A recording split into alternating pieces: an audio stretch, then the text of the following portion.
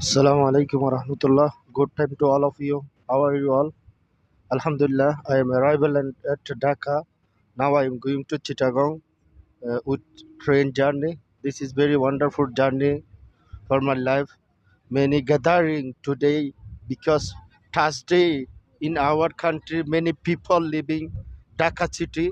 Then Dhaka city to another places go everyone. So today is our holiday. After today, tomorrow, then Saturday.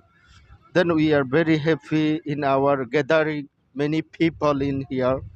Thank you so much with me. Today I am in front of you discuss about in our country, our journey. Very beautiful country in our have here many places is very nice in our country. So thank you very much joining with us. Nice to meet you. See you again, inshallah. This time is afternoon time is our country. This is 2 hours between difference in Kuala Lumpur to Dhaka city. Then very beautiful, wonderful moment today. Thank you so much.